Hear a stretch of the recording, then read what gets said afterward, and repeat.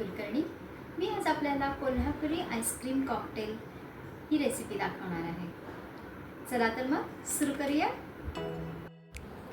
Ice cream cocktail बनवण्यासाठी आपल्याला लागणार आहे रोज सिरप। रोज सिरपच्या ऐवजी तुम्ही स्ट्रॉबेरी सिरप पण घेऊ शकता।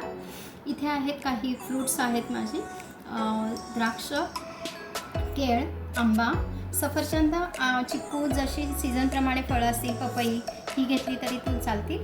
ही आहे जेली आणि ही सगळी आहेत ड्रायफ्रूट्स, बदाम, अक्रोड, काजू, बेदाणे आणि वरती गार्निशिंगसाठी आपण चेरी आणि वेफर बिस्किट घेतलेलं आहे।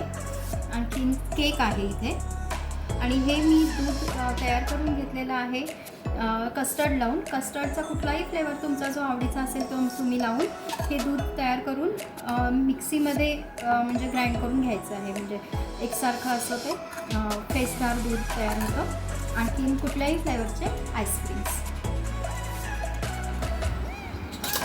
सगळ्यात पहिल्यांदा आपण घेणार आहोत रोज सिरप।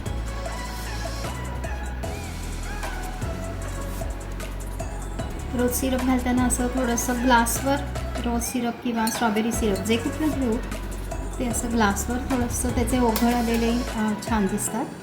त्यानंतर आपण घेणार आहोत जी आपण फळं कट करून ठेवलेली आहेत, केळ, द्राक्ष,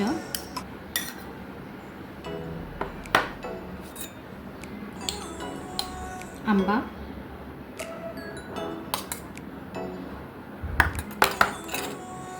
यानंतर आपण यात घालणार आहोत आईस्क्रीम। मी इथं मँगो आईस्क्रीम आणि राजभोग आईस्क्रीम असे 2 फ्लेवर यूज केलेले आहेत। तुम्ही व्हॅनिला, चॉकलेट कुठलेही वापरू शकता। चॉकलेट जर आईस्क्रीम तुम्ही यूज करणार असाल तर हे जे शेक आपण बनवलेला आहे हा सुद्धा तुम्ही चॉकलेटचा बनवू शकता। तर हे आईस्क्रीम घातल्यानंतर आपण याच्यात हे तयार दूध घालणार आहोत, शेक म्हणू शकतो आपण।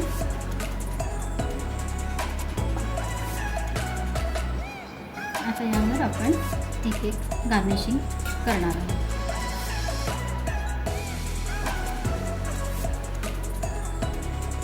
केक घातलेले आहेत मी इथे।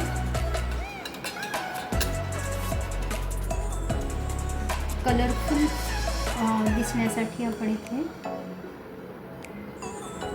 जेली वापरलेली आहे। ड्रायफ्रूट्स आपण आपल्याला जसे आवडतील तसे सर्व ड्रायफ्रूट्स घालू शकतो। काजू, बदाम, अक्रोड, बेदाणे हे सर्व मी इथे घेतलेलं आहे। आणि आता वरून गार्निशिंग करणार आहोत आपण चेरीनं। आणि सुंदर अशा सजावटीसाठी मी इथे वेफर बिस्किट लावते आहे। आणखीन हा डेझर्ट स्पून ह्याच्यावर। तर असं हे आपलं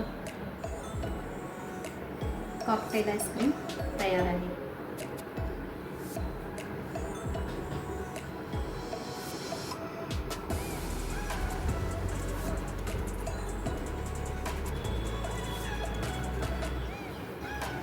थँक्यू।